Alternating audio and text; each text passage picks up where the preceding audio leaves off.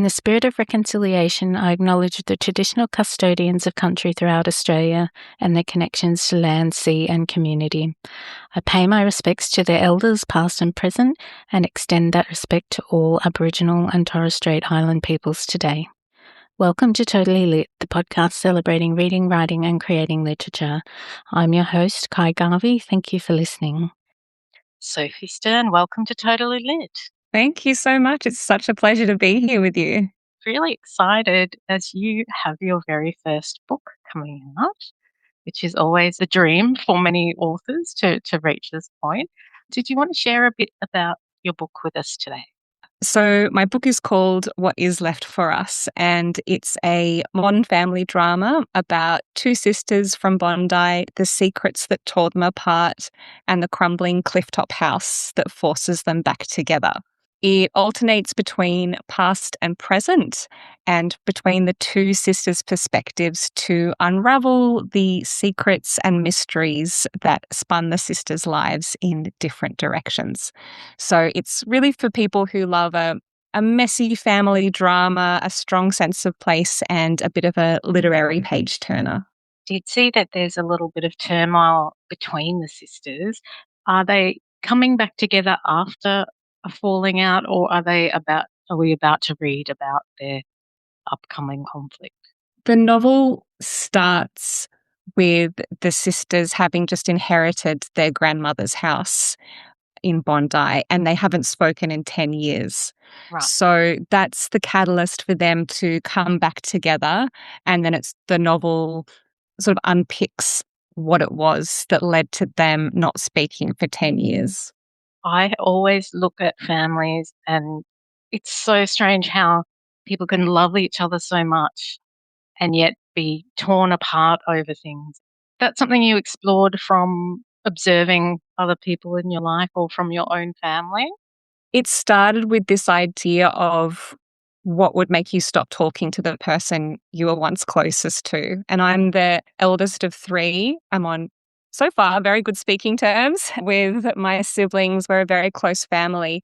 So it's hard for me to imagine not having that relationship with them. But like you say, I have seen families break down in that way. And actually, when I was writing the book and talking to people about my book, often people would be like, oh, yeah, like that's the same situation that my husband has with his brother, or, oh, I haven't spoken with my sister in 5 years. So it did seem to be something that was more common than I was expecting. And so that's what I really wanted to explore through the book.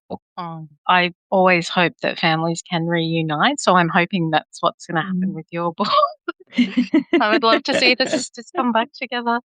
I did also love your description of their grandmother's house took me right back to Bondi.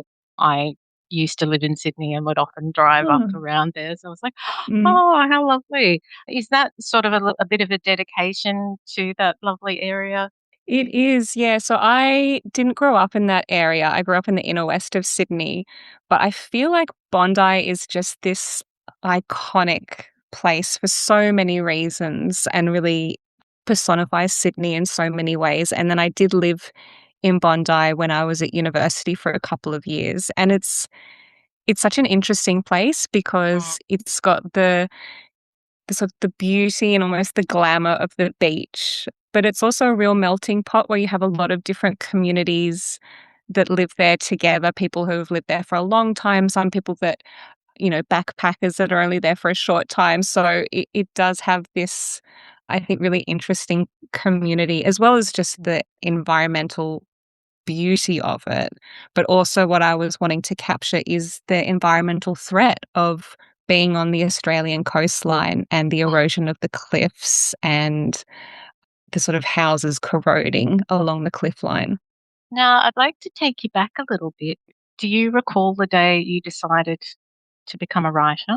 Did it happen by accident, or was there a real, I'm going to sit down and write this piece and submit this out into the world?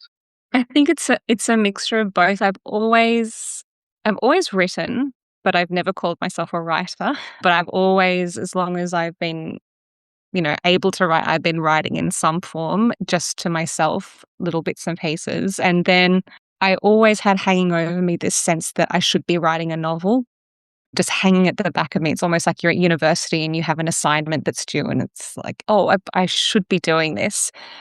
So there was a moment, it would have been at the end of 2021, and I was listening to a podcast with Ruman Alam, who wrote Leave the World Behind.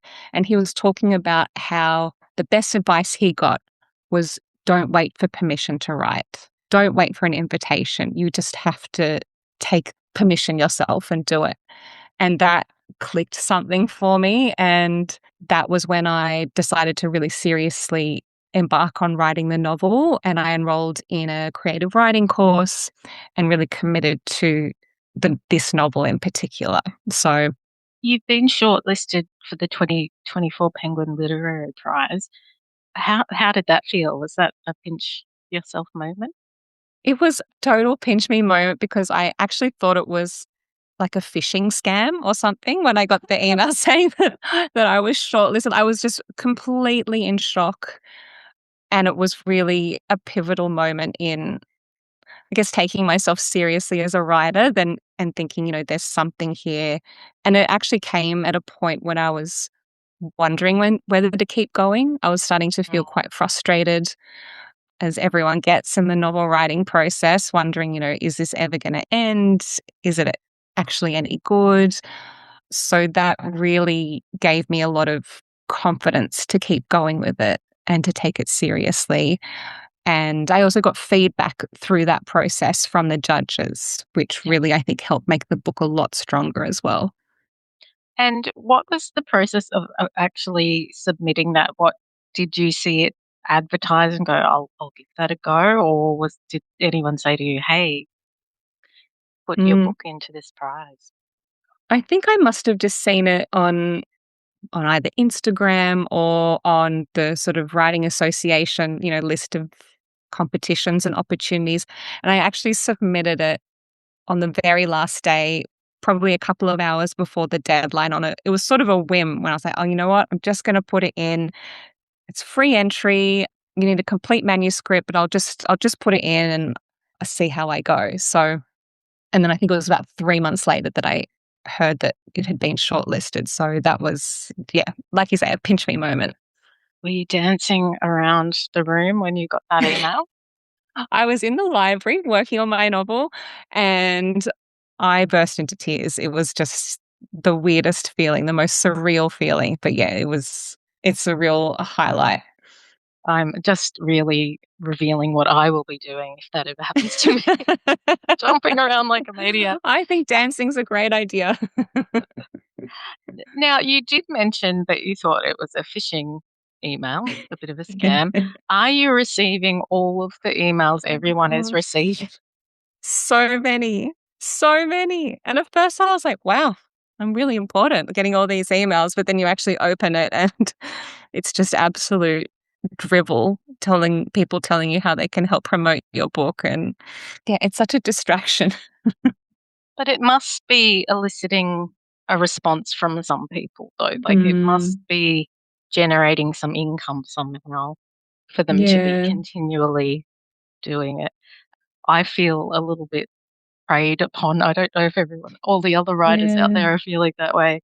You get that email and it's like, oh, somebody thought of me and wants to take something from me. Yeah, you're so vulnerable, I think, as a writer and in wanting to get your work out into the world. So any glimmer that you might be seen, Yes. it's sort of really preying on that. And the one I find a little bit more disturbing is when you get the second email with it. We're just gently reminding you that we've reached out to you. A We're nudge. prompting you to respond. I'm like, oh. Yeah. I did get an email from Mrs. Melania Trump the other day Oh, to let me congratulations. know that she had some money in her bank account that she could send to me. This is a very exciting time. You're about to launch your book. Have you got some launches set up? Or I imagine Penguin is doing a lot of the groundwork for you in terms of promotion. What is that feeling like working with them? I mean, it's been a dream run with Penguin, to be honest. It's been a really wonderful experience. I have my launch next Thursday at a Harry Hartog in Sydney, which will be really nice to take that moment to celebrate. And then a few book signings and other events around Sydney as well, and then Canberra in April. So, yeah, it is a different skill though, promoting the book versus writing it and editing it. That's definitely been a learning experience as part of this journey about pushing myself to be out in public and speaking about the book and talking about the book. And it's quite funny. These characters and this story has lived in my head for so long. And now having other people interested in it, it's like, oh, you know Rebecca and Hannah as well. That's so weird. An interesting process that we're sitting together here, and your thoughts are going to be my thoughts once I've read your book. Yeah. That concept of transferring that story from you to me or to other readers it's such a magical process. Yeah, it is. And actually, that's something I've been thinking about in the lead up to the book coming out. It feels almost in the nicest way possible like it's not my book anymore, like it's going over to the readers and it's the readers' book and it's for them to decide what they feel about it. So, yeah, it is this transference from me to the reading community. And are you already working on any more? Is there another novel in the works already? I'm trying to. I'm really scratching at something because I really miss writing. I found it quite hard switching gears, going between editing and the promotion side of the book and getting back into writing. So I think maybe once the dust has settled after the book is out, I'll be getting back into writing book 2 again.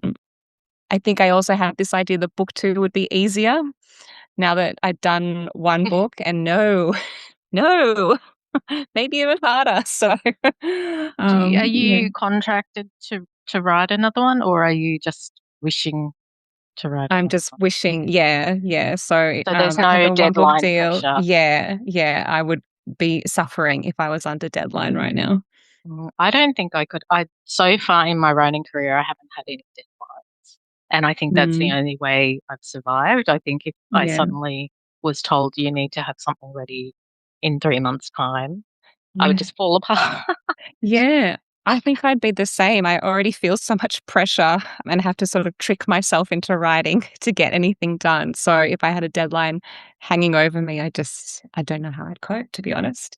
I know in the movies you often see those authors who are they're like, I haven't even got anything on the page and it's due Yeah. on Friday. I think Yeah. that would be me. Yeah. 100%. I mean, do you plan your books? Because I don't plan mine at all. I'm based here in Brisbane, so I've recently enrolled in a course through Queensland Writers Centre, which is Year of the Novel. And so that has a face-to-face component every 2 months. And so I've got a bit of the outline of what I'm writing, and I did write 250 words the other day.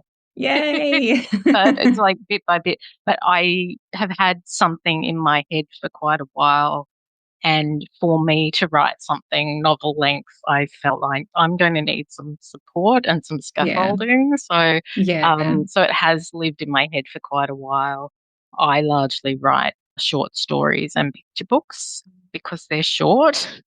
Mm-hmm. Like yourself, I'm juggling work, home life, and a writing career, which Yeah. actually leads me to my next question is how are you juggling everything at the moment? Because you have mentioned to me pre-recording that you have a day job, and I also read in Mm. your bio you have a family. Are Mm. you superwoman? No, is the short answer. Absolutely not.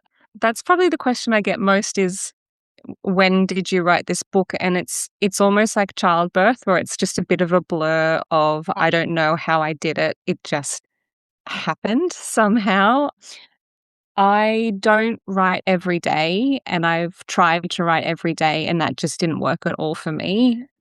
Again, the sort of the deadline, the pressure didn't help my creative process. Mm, What I found has worked for me is having a block of even just 2 hours a week and having that really, really focused time, whether it's in the library, whether it's at my desk, whether it's in a cafe, and really trying to get as many words on the page in that time.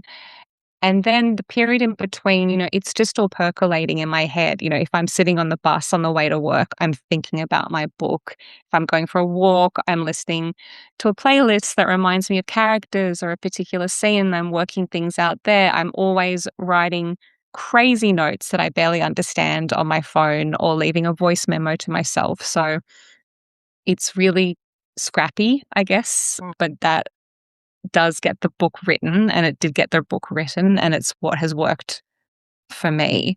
Because I think you do hear the advice to write every day, and that's, you've got to really commit to that. But I think you also have to find what works for you around your kids, around your day job, around all the other things that we have to do, and not put that additional pressure on yourself. Do you have any techniques to balance that mental load? Because I know being a parent is a Mm. lot. There are so many Mm. things to think about. We're also trying to just get up and go to work. Then you've got to go, okay, I need to switch. I need to be immersing myself in the world I'm creating. Was that an easy process to transition when you needed to sit down and Mm. write? I found music really helpful to have that quick switch when I needed to. So I had a specific playlist for the novel with songs that were either for a particular character or for a particular scene or a pivotal moment or even just the overall mood or vibe. And so I would use that as a really quick way to drop into that space. And, sometimes it would be even things like taking me outside of home. I love the library so much. So just having that third space to be able to have the separation as well has really helped. Or, if all else fails, doing some free writing or doing some writing prompts or something like that, just to, I guess, clear the drain pipes of the mind and get things going. And I guess a really important question is, will you be releasing that playlist for us all to listen to while we're reading the book? Look, it's got some bangers on there. It's got some good hits from the 2010s. So maybe yes, a special exclusive for those who have bought the book.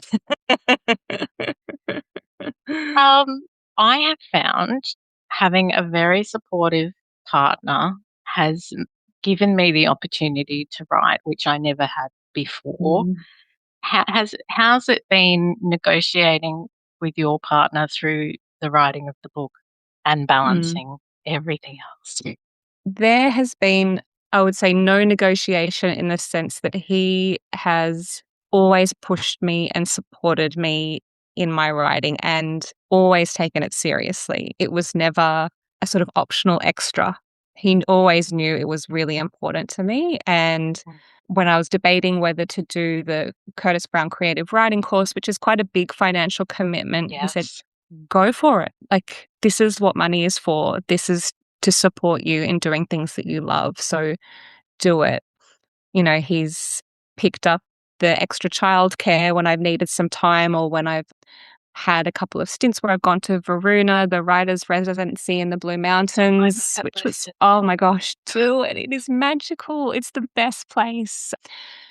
So, yeah, I mean, and now he's probably my number one cheerleader and publicist. I don't think you can have a conversation with my husband without him telling you that I've written a book. Here's the pre-order link. Buy it. So, yeah, he's absolutely a huge supporter. And it's so important because I think is hard sometimes to take yourself seriously as a writer and to prioritize that when there are other things. It can feel like this luxury or this extra or a hobby, and it's not. It's really important, and having someone else tell you to take that space and to own that space is amazing. Yeah, I've found that very valuable. My partner is super supportive, and my mum sells a book everywhere she goes. Like, thanks. Well, although she did take our chemist to task recently because they had some picture books on the shelf. Like, should have my daughter's picture book Oh. here. And I'm like, Mum, that's not how it works. Look, do what you got to do. You got to hustle. Are you excited for the launch? Are you a bit nervous? I was really nervous. I was actually feeling quite anxious a couple of weeks ago, but now I'm getting excited. Now, I think, like I was saying before, having this click of it's not my book anymore, it's a book to celebrate with readers and to put out into the world and just have fun. Like, it's such a huge thing and it's taken a long time to get here. And I can probably overthink things and get too serious a lot of the time. And it's just fun to have a party and Yes. celebrate with your family and friends and say, I did this thing. It's a cool thing. Have you thought about what you'll be signing in the front of the books? No, and actually, I think I have to practice my signature. Like, do you need a different signature when you're signing books to like what you're signing on your bank statements? That's a great point. Interesting thought. I would recommend I have quite a long phrase that I write when I sign, but if you have like 20 people Mm. in front of you, your hand starts to get sore. And I'm like, oh, I wish I had thought more about that, but now I can't Yeah. sign anything else. I just write the same thing. But Yeah. yeah, I think though as well, there'll be special people that will want a signature that you'll write something different to as Yeah. well. But Yeah. yeah, I always admire when authors are able to chat while signing as well. Like that yes. seems a real skill to be able to sort of hold conversation while also writing words on the page and signing and yeah, doing all the things. If I take you back to meeting little Ky in primary school, my handwriting was so terrible. My teachers made me do lines in my lunch break to improve my handwriting, which meant all that would happen is it would get worse and worse the longer I was writing, and that's what happens with my signature as well. Oh, yeah. Oh my goodness. But luckily, I don't handwrite when I'm writing. I type on my laptop. Yeah, But I have a great admiration for those writers who do sit down and handwrite their me novels. too. Yeah. Have you used any special technology when you were working in your book? Did you use like Scrivener or any Mm, planning programs? yeah, I did use Scrivener when I was in the early drafting process, and I found that quite helpful because I don't plan at all. And so to be able to just have snips of text and arrange it and reorganize it that way was quite helpful. It is overwhelming though, Scrivener. I don't know if you use it. There's a lot of bells and whistles on there Yes. that can get quite distracting.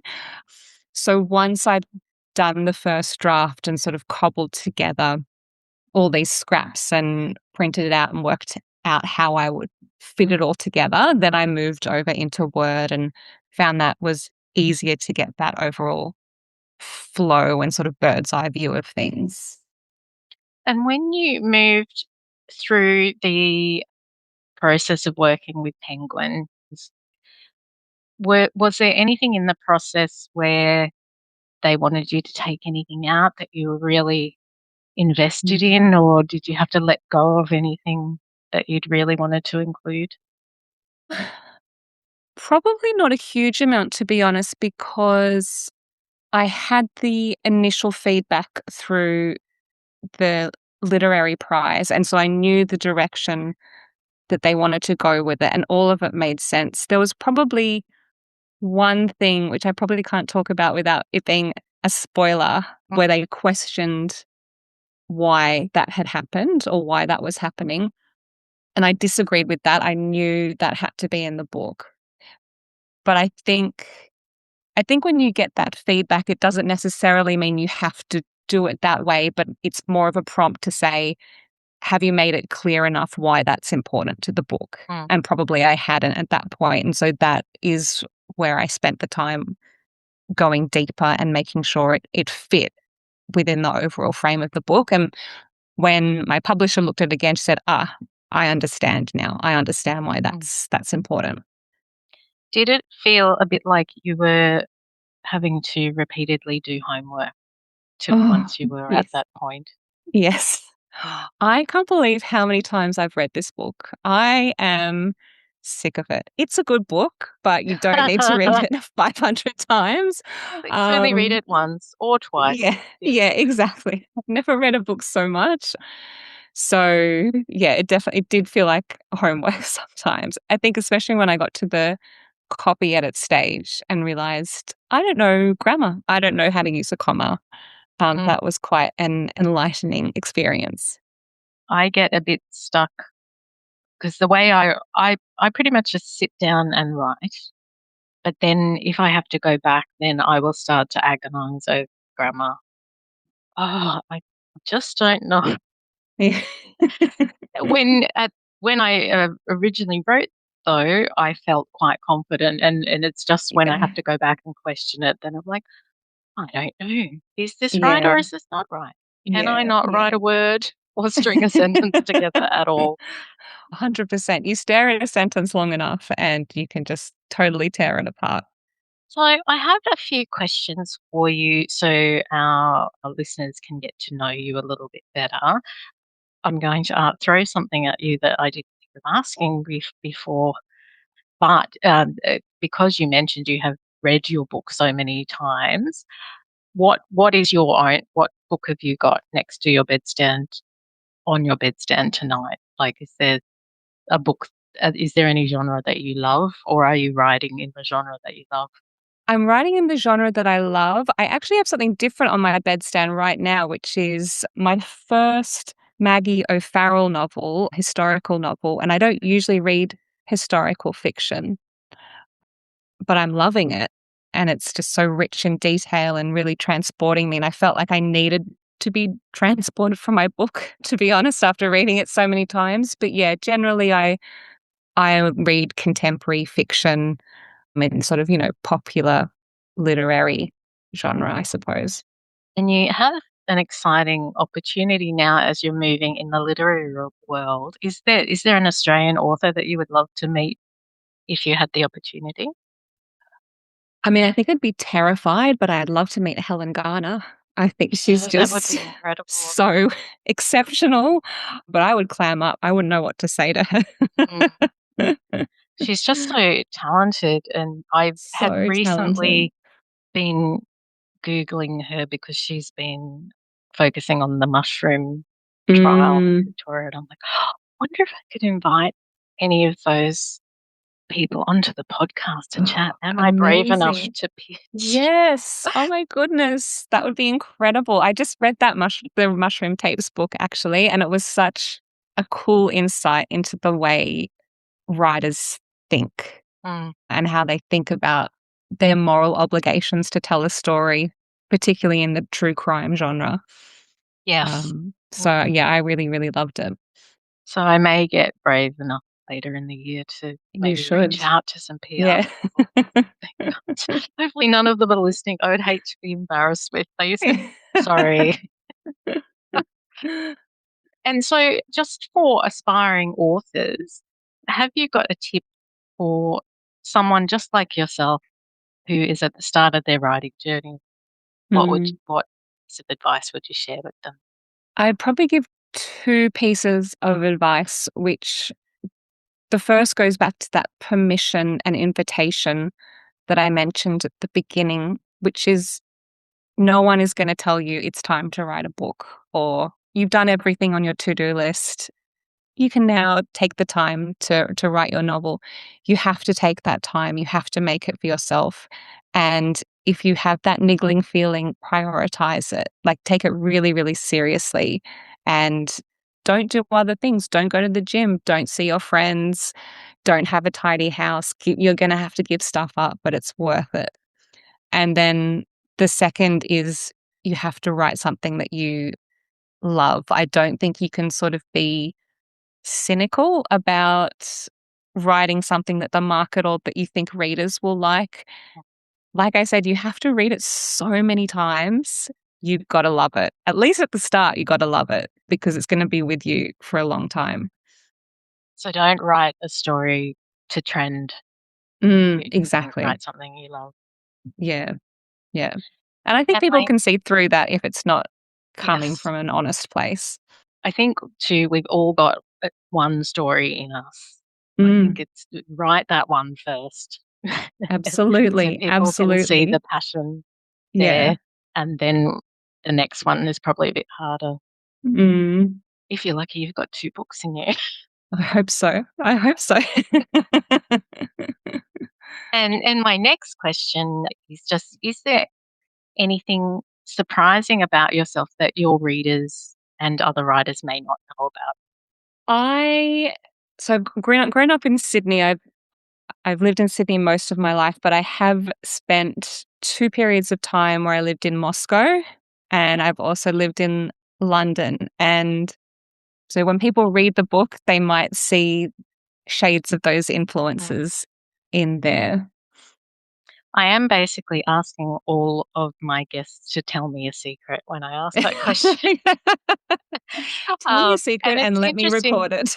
You can never predict what the answer will be, which is always exciting.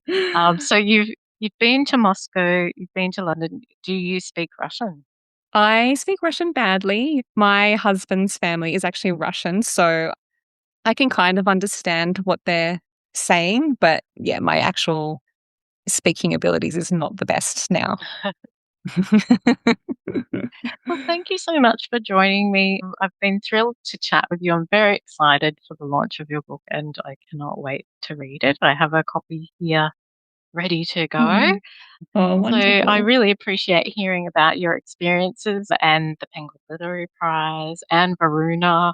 That's Well, exciting you as gotta do well. it, Ky. Maybe this year will. I Yeah. looked at the application last year and I was like, I don't think I've got anything. But yeah, each year I might get a bit closer to actually Mm. applying. Amazing. Well, thank you so much for sharing your journey with Thank us. you. This has been such a lovely conversation.